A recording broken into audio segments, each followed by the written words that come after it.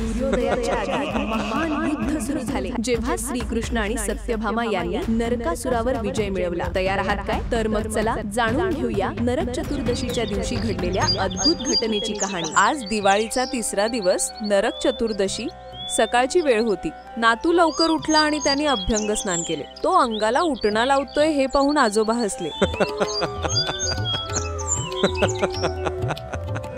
आजोबा, दिवाळीमध्ये सकाळी लवकर उठून अंघोळ का करायची आणि नरक चतुर्दशी म्हणजे काय? बाळा, ही फक्त अंघोळ नाही, ही वाईटावर चांगल्याच्या विजयाची आठवण आहे. वाईटाचा नाश करून चांगल्याची सुरुवात करणे, यासाठी एक खूप जुनी गोष्ट सांगतो. ही गोष्ट आहे द्वापार युगातली. खूप वर्षांपूर्वी नरकासूर नावाचा एक खूप शक्तिशाली राक्षस होता. त्याने सगळ्यांना खूप त्रास दिला होता. त्याने अनेक राजांना हरवले आणि 16,000 स्त्रियांना कैदी बनवले. नरकासुराच्या त्रासाने त्रस्त होऊन सगळ्या लोकांनी श्रीकृष्णाकडे मदत मागितली. श्रीकृष्ण आणि त्यांची पत्नी सत्यभामा यांनी नरकासुराला मारण्याचा निश्चय केला. श्रीकृष्ण त्यांचे वाहन गरुडावर बसून ते प्राग्ज्योतिषपूर या नरकासुराच्या राज्यात आले. त्यांच्यात आणि नरकासुरामध्ये युद्ध झाले.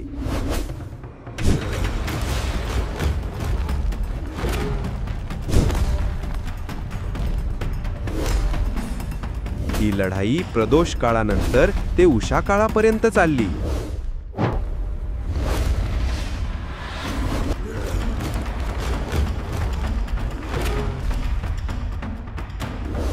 सूर्य उगवायच्या आधीच कृष्णाने त्याच्या सुदर्शन चक्राने नरकासुराला युद्धात हरवले आणि त्याचा वध केला. नरकासुराच्या मृत्यूनंतर श्रीकृष्णाने त्याच्या रक्ताने आपल्या शरीरावर टिळा लावला आणि पहाटे लवकर स्नान केले. म्हणूनच आज देखील नरक चतुर्दशीच्या दिवशी लोक उषाकाळी अभ्यंग स्नान करतात. म्हणजेच श्रीकृष्णाने नरकासुरावर विजय मिळवला त्यावेळेचे प्रतीक म्हणून वाईटावर चांगल्याचा विजय झाला. आजोबांनी नातवाला समजावले, बघ बाळा, आपण लवकर उठून आंघोळ करतो कारण आपण नरकासुरासारख्या वाईट गोष्टींवर विजय मिळवलेला आहे. वाईट गोष्टींचा नाश करून चांगल्या गोष्टींना सुरुवात करतो.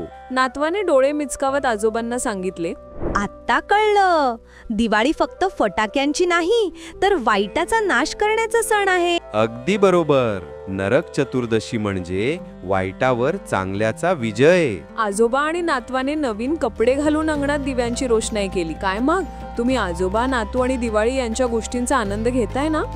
आज आपण पाहिला दिवाळीचा तिसरा दिवस, नरक चतुर्दशी. हा सण वाईटावर चांगल्याच्या विजयाचं प्रतीक आहे. म्हणूनच सकाळी लवकर उठून नरक चतुर्दशीच्या दिवशी उषःकाळी अभ्यंग स्नान करावे. तुम्ही तुमच्या शाळेतील मित्रमैत्रिणींना हा व्हिडिओ पाठवून त्यांना सुद्धा या दिवसाचं महत्त्व आणि लवकर उठण्याचा संदेश द्या. तुम्हाला आजोबांची ही दिवाळी स्पेशल गोष्ट आवडली का? कॉमेंट करून नक्की कळवा आणि व्हिडिओला लाईक करायला विसरू नका. उद्या दिवाळीचा महत्त्वाचा दिवस म्हणजे लक्ष्मीपूजन. या दिवशी पाहूया आणखी मजेशीर आणि शिकवून देणारी आजोबांची गोष्ट. अशा दिवाळीतील मजेशीर रोजच्या आजोबांच्या गोष्टींसाठी आपल्या आजोबांच्या गोष्टी या YouTube चॅनलला सबस्क्राईब करा आणि Instagramवर फॉलो सुद्धा नक्की करा. भेटू उद्याच्या गोष्टीमध्ये. तोपर्यंत आनंदी राहा, शिकत राहा आणि दिवाळी मज्जेत आणि आनंदात साजरी करा.